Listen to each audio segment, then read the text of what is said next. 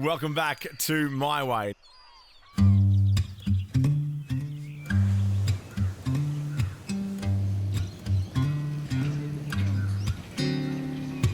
We've sort of got to dance around the cyclones when we see the cyclones coming, but with the electronics we've got these days, we can sort of see a week ahead. But other than that, it's been sort of 10, 15 knots. And what's this bin number 2, is it? Or? Okay. Glorious weather every day, so... Balmy Coral Sea. Oh yeah, it's been beautiful, eh? We've been spoiled.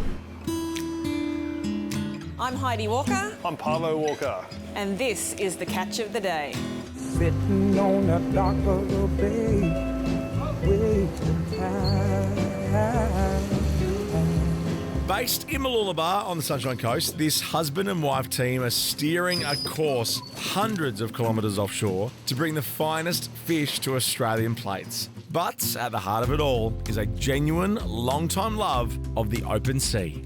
I did marine biology at university. I was always had an attraction to the sea, and I grew up as a water rat around the harbour, so was always attracted to that. We're starting to get a bit of size there, eh?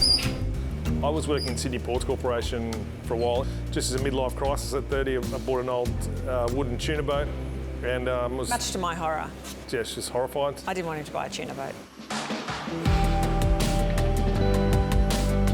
It was a fantastic job and I was very actually lucky to get it. But when I left, they actually sent the HR guys down and the psychologists. They thought there was something wrong with me, that why would anyone want to leave this cruisy, high-paid union job to own a crappy old wooden fishing boat and go out and live in a world of hell. But they thought I'd lost my mind. That thing's a weapon compared to my first boat, this one. What I would have done to get on that thing.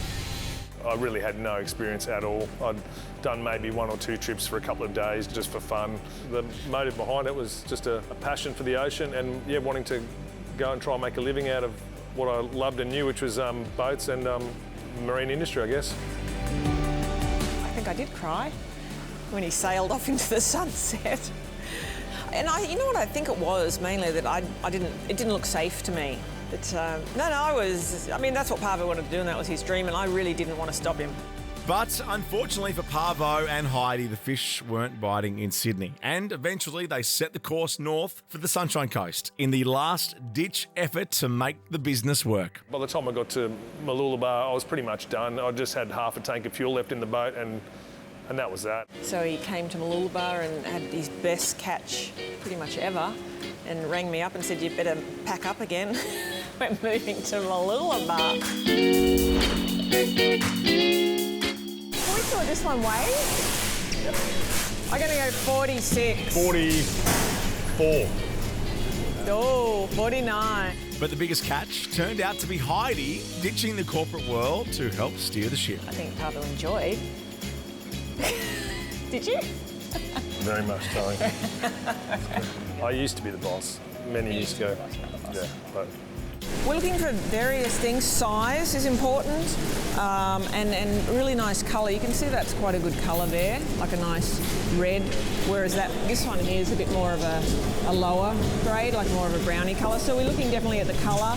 I did have a passion for what Parvo was doing because, he was bringing all this beautiful swordfish and tuna and I was meeting with chefs just on my travels, and sales is my forte, that was my job, and I just could see that we could do it better.